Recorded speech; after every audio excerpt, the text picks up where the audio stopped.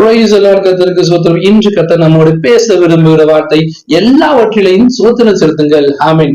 எல்லா காரியத்திலையும் எல்லா நேரத்திலையும் கர்த்தர் நம்ம ஸ்தோத்திரிக்கிறதா மாறணுங்க. பழைய ஏற்பாட்டு காலத்துல பாத்தீங்கன்னா அநேக பலிகளை செலுத்துவாங்க. அது பெரிய பலின்னு பாத்தீங்கன்னா காளைகளை பலியிடுறது.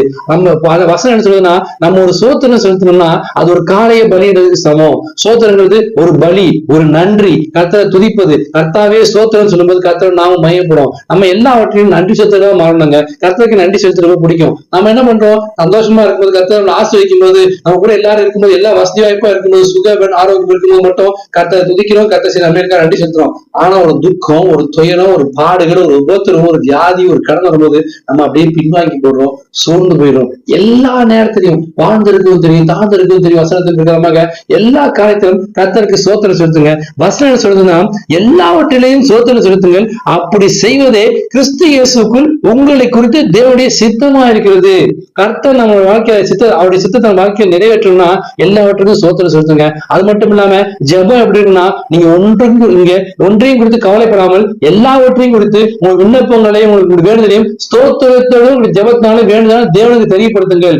ஜெபம் பண்ணும்போது ஸ்தோத்திரத்தோடு ஜெபம் பண்ணுமா, நன்றியோடு ஜெபம் பண்ணுமா, துதித்து ஜெபம் பண்ணுமா. அப்படி ஜெபம் பண்ணோம்னா எல்லாவற்றுக்கும் மேல தேவ சமாதானம் நம்மளை காத்துக்கொள்ளுமா, இருதயத்தை காத்துக்கொள்ளுமா. ஆனா இந்த 1 தெசலோனிக்கேயர்ல 5ஆம் அதிகாரம் 18ஆம் வசனத்துக்கு பிரகாரமாக எல்லாவற்றையும் சோத்திரம் செலுத்துவோம். ஒரு துக்கம் வருதா, துயரம் வருதா, கர்த்தருக்கு நன்றி செலுத்துவோம்.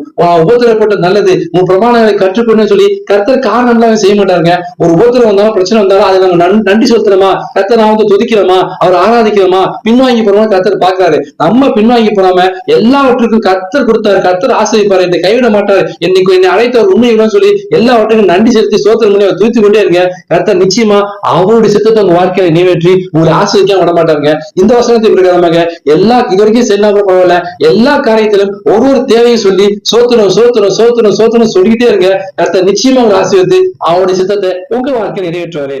ஆமென். God bless you.